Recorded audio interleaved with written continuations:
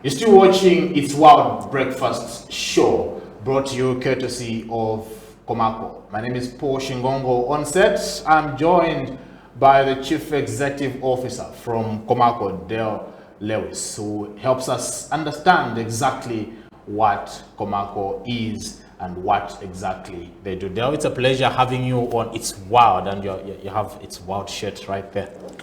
Paul, it is really such a great pleasure. I watched your earlier segment and I was so inspired by the way you're having this conversation about conservation and the challenges that we have here in Zambia. And I think it's wonderful that you can bring people together, all the different partners, because honestly, it is such a big problem. And Zambia has such a great wealth of beautiful natural assets that it would be, I think, a crime for this generation not to leave it for the next generation. So we must work hard together as partners.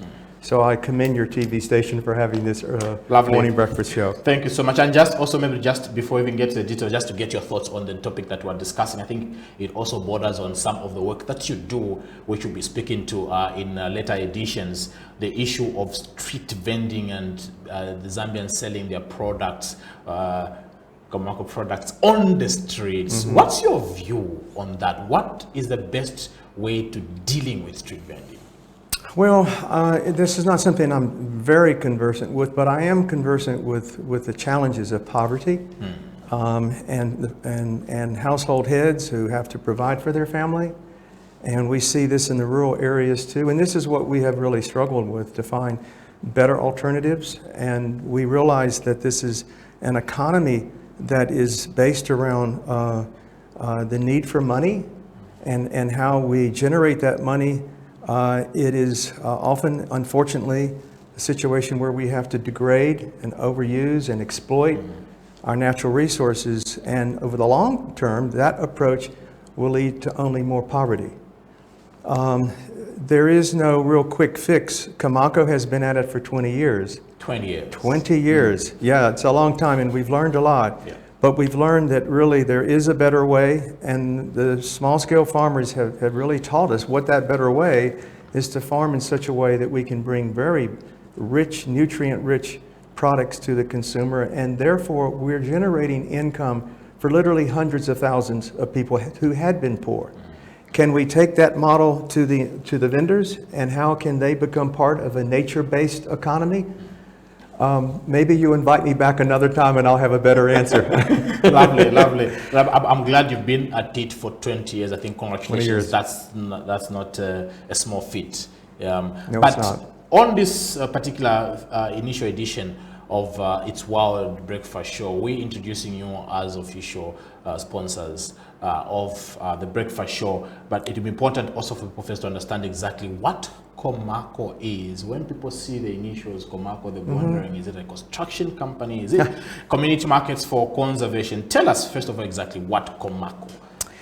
Well, it's really a company that's built around small-scale farmers who sign a pledge. They join Komako as they sign a pledge to abide by their own regulations about how they want to live peacefully with nature. And then we're prepared to really help them with skills that they can farm in ways that are going to restore the soil and ultimately help restore the land that they have to depend on.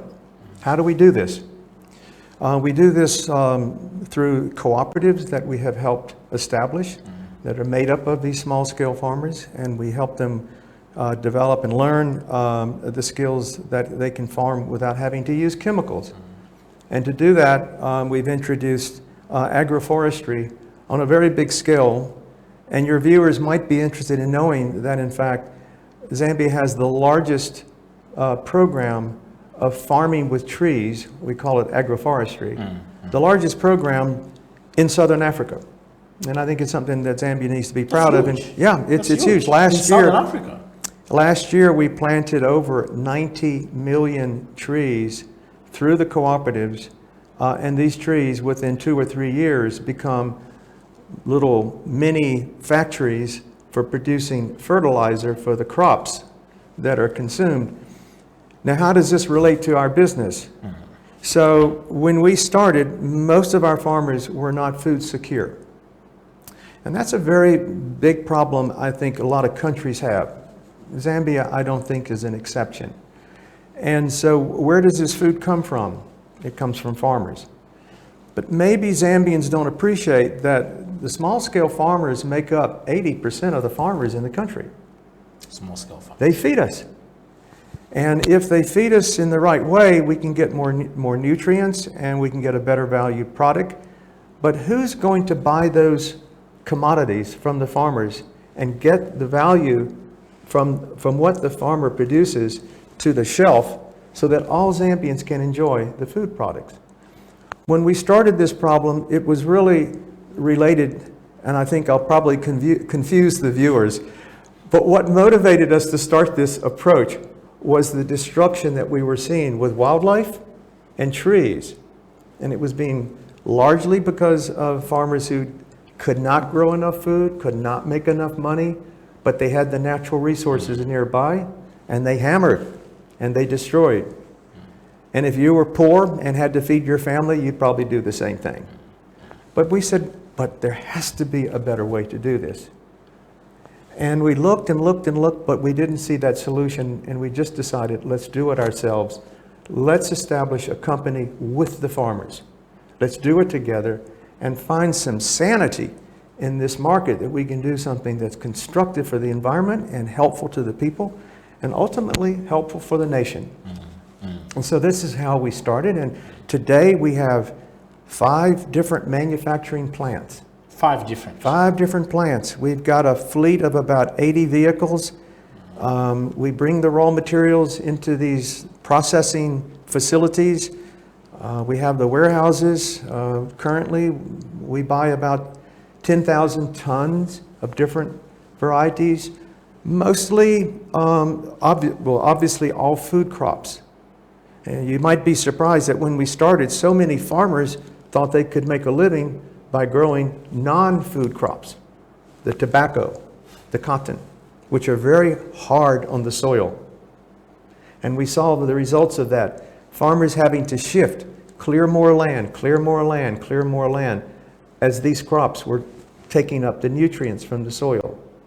We're trying to reverse all of that with our farming system, which is regenerative, it's tree-based, it's natural-based. In fact, you could think of us as a nature-based company.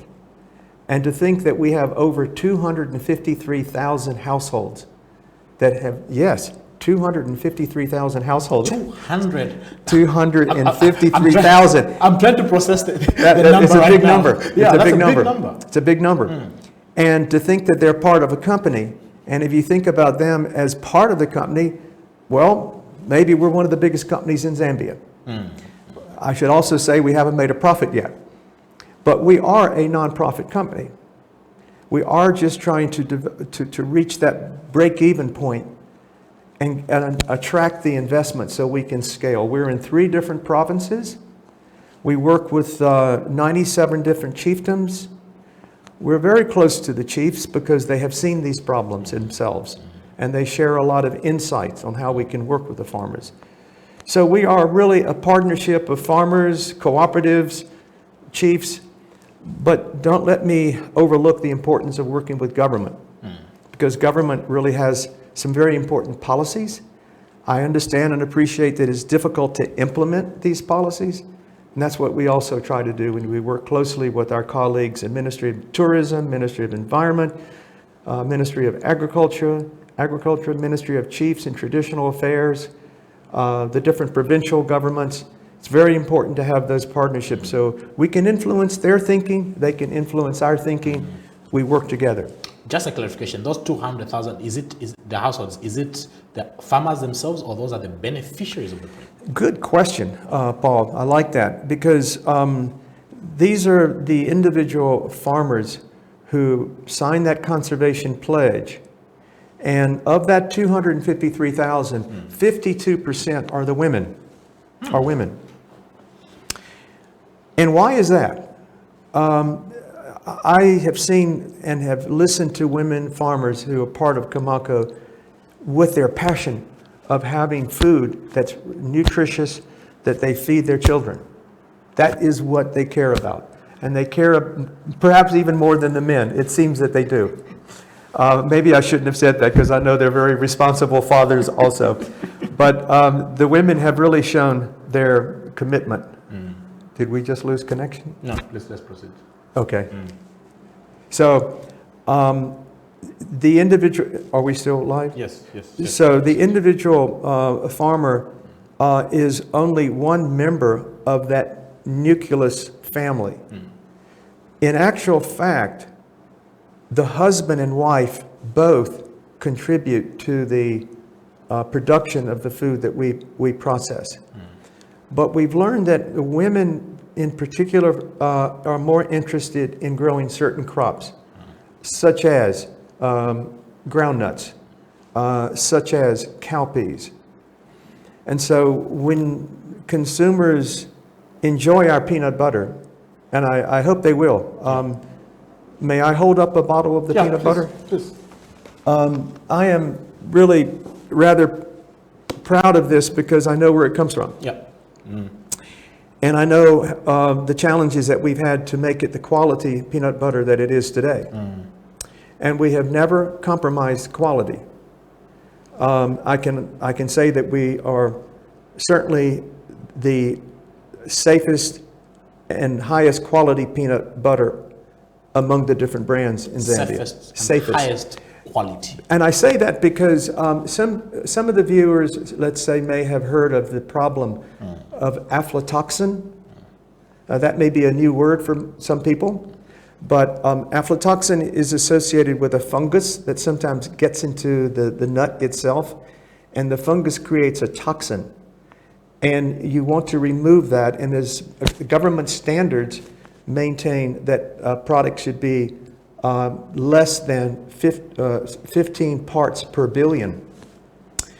And we do an exceptional job of grading the groundnuts, sometimes 3, sometimes 4 times to get the quality right. And we average about 6.7 parts per billion. So it's very safe, it's handled carefully, and the taste is just like your grandmother would have made peanut butter in your days in the village. It is really the natural, genuine peanut butter. And now I'm so proud to say that people in the region have discovered it. And we're exporting peanut butter from farmers who once could not produce enough food for themselves, now being exported to South Africa. So we're very proud of that and proud of the farmers for making it possible. Yeah, let's also talk about, I'm glad you've given that as an example, some of the its wild products that you have as Komako. I'm sorry, the question? Some of the products. Other products. Yes, other products that you have. I know we have quite a number that are here, but maybe you can speak to quite a range of products that you have as Komako. Well, we have a roughly, I would say, about 21 different products. 21. Some are more focused on the export market, but we have a combination of products that are produced on farm, which means they were produced by farmers from agriculture, and other products that were produced off farm, such as those that come from the forest. I was telling you before the show. Yeah. I have to tell you this one. This one is the wild caterpillars. Yes. Ifinkumbala. And my wife would not eat this, so she's not with me today in Lusaka. So last night I decided to eat it for the first time. Because she's not around? She's not around. And I discovered one of the tastiest things I've put in my mouth. And so the interesting thing about this, in terms of conservation, so we're nature-based. When we discovered this food from the forest, that traders from the copper belt would come down and they would encourage the farmers to cut the trees that had the caterpillars up in the leaves, which was destroying the trees. So we learned that the caterpillars, as they grow, they eventually drop to the ground. And they become large. So we only buy caterpillars that we know are large and therefore were on the ground when they were harvested, and people did not cut the trees. So that way we will not over-harvest this resource. And that is the basis of what we do. Think of the soils. The soils is where everything comes from, including these caterpillars. And if we over-harvest the soils, we'll lose. We'll lose production, we'll lose nutrition. I feel like I'm a professor this morning teaching you, Paul. Sorry about that. It's important so that we get to know various products. I know that we have... So other products, yes. Yeah, we have this honey. Honey is one that's really quite special because for the viewers' interest, and we'd love to come back and tell you more about this program, but we have a program that we work with the National Parks and Wildlife Service to help traditional hunters who have become poachers. These are people who unfortunately got into a life of killing elephants and different animals. And I think eventually they realized that this was not a good life to pass on to their children. They came to Kamako. They said, we want to change. So we give them skills. And one of the skills we give them is how to keep bees in the beehives that we provide them to start their business. One of the first poachers that we started with, his name was Thompson Timbo. He was one of the most notorious poachers. He'd shot so many elephants. He became like our missionary for Kamako. He transformed so many other poachers. When he died, he eventually got old and died, he had 87 beehives. He had bought 2 grinding mills. He was not satisfied with one wife. He had enough money that he could have a second wife. So he did very well through Kamako. And every time I look at a bottle of honey, I think of Thompson Timbo and all those poachers that we've transformed. And so when you buy this honey, you're buying the future of your country's resources. People who now are waking up and are caring enough to do the right thing to protect them. Good. I know we have the soya, we have the rice. This is our first product that we started. Yeah. The first product. First product. You know, there's a little story behind this. So it must be a very special product. Well, it is because it really comes from it's all rain-fed, absolutely no chemicals. These are produced in the paddies that are natural and along the Luangwa River. Most of our rice, in fact, all of our rice comes from the east and the west side of the Luangwa River, from the paddies that get flooded. When they get flooded, the wildlife move away and the farmers can now grow the rice. And when we started, the price that farmers were getting from the traders was so low, and it was no incentive.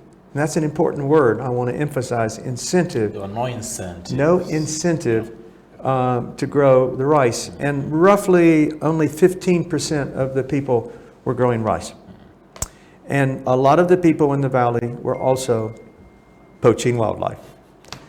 So when we found this problem, we said, okay, this is where we will start Kamako. We'll start with the rice.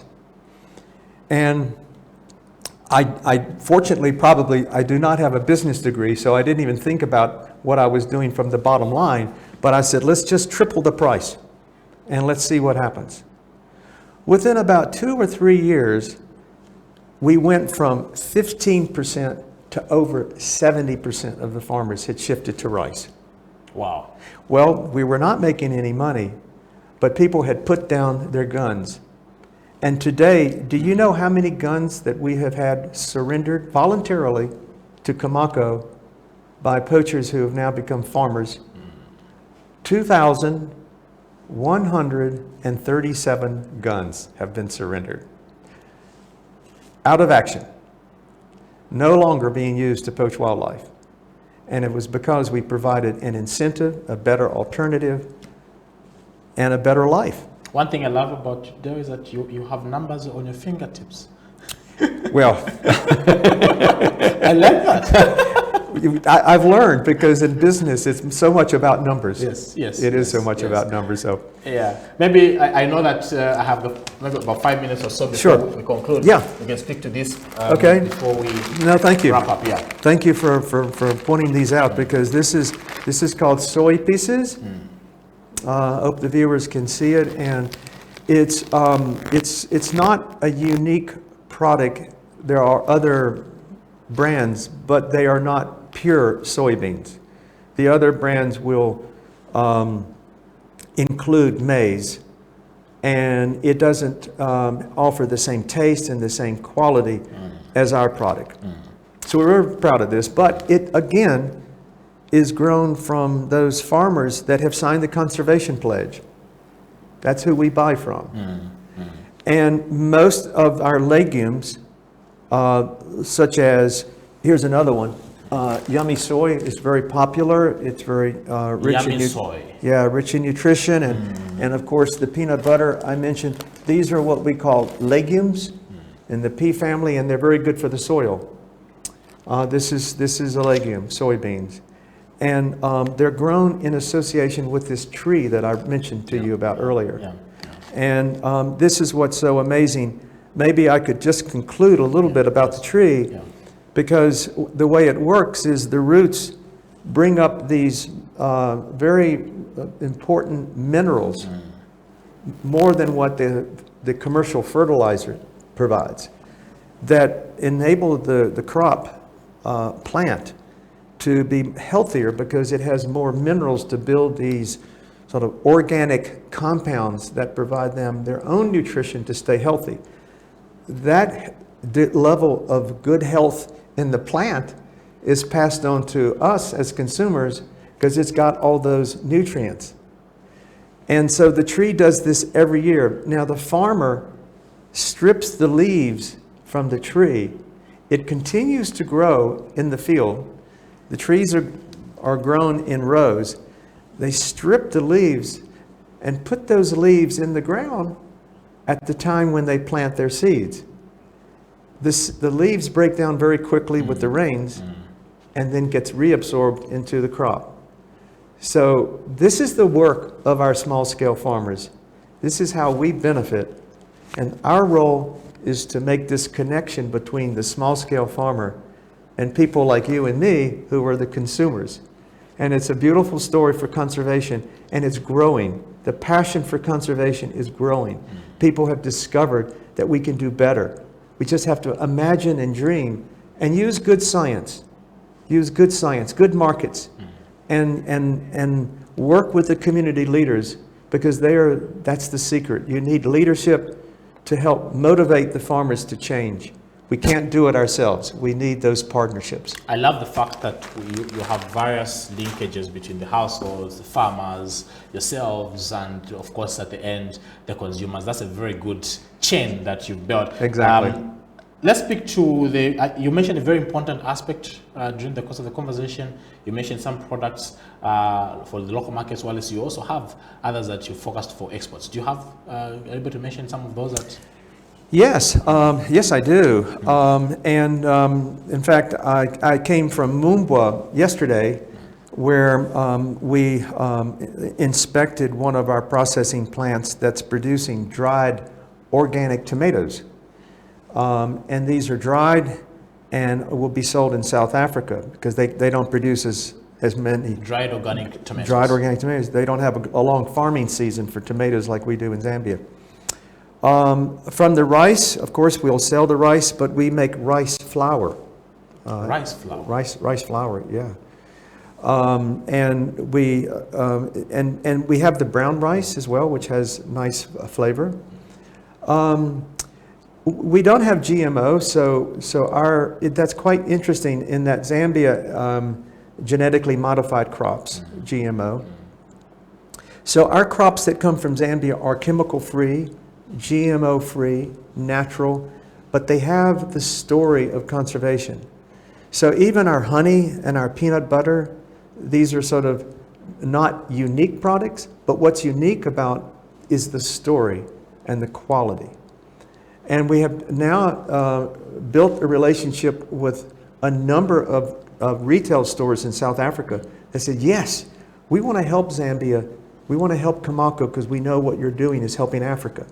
So this is the spirit of having a relationship with other companies that are learning about Komako. Lovely. I know my time is up, but and I know that we have every Wednesday from 8:30 to 9 with you, so we're going to speak to some of these things in our. We look forward to that. In our dedicated slots for you. But as we close, maybe under a minute or so, I'm sure some of the viewers are wondering, where can they find these products on the local market here, even as you speak to it? Also, we know that October is Customer Service Month. How's Komako celebrating Customer Service Month this month? Able to speak to those two as we close? Well, service is everything, and we have a great team of salespeople, and they're constantly reaching out to new customers. We have a good social media, good communications team, and I think that has been one of our weaknesses in the past. And with some good leadership, we're getting that corrected. And again, with your help, we hope to correct that. So people can learn about our products, and if they'd like to give us suggestions on other products, how to cook them, how to help people appreciate the real health that our products can bring. But of course, our products are in all of the major retail stores. These are the modern chain stores, the large sort of what we call mom and pop stores, the smaller shops. Very soon we will be beginning a new program of having well, we hope to have internet web-based how do you call it, internet-based sales. So over the website you can order your products, but we'll have people on motorbikes that will be traveling throughout to the small stores and in the compounds to try to find those small stores so we can reach out and get more opportunity for people to appreciate and enjoy the products. So we're in this sort of growth curve, and it's very exciting. And we want to scale and reach more farmers. We can save more trees, save more soil, and save more wildlife. Dale, thank you so much. I must indicate that we are excited at this partnership, of course, that Komako and KBN have embarked on. Looking forward to more engagements, especially on this It's Wild breakfast show. We look forward to working with KBN TV too. You're doing a great job. Thank you. Thank you so much. That's where we wrap up Wednesday's edition of It's Wild breakfast show. Remember that Komako comes in as official sponsors of It's Wild breakfast show from Monday to Friday. On Wednesdays from 8:30 to 9, dedicated especially to discuss various aspects of Komako. And some good news there. On Fridays from 8:30 to 9, we'll be doing some giveaways. So you might look forward to that. Some questions will be coming forth, and who knows, you could win some peanut butter, you could win some rice. They will be at hand to hand over those. We'll be glad to do so. So stay tuned every morning from 7 o'clock up to 9 as we look at various matters of national interest, and also zero in on some of the products that Komako has. On behalf of the entire production crew, and of course the producer for the show, Chiti Kawe, my co-hosts and analysts, Innocent Piri and Tawo Virginia Mutumuswana. My name is Paul Shingongo. Keep watching KBN TV.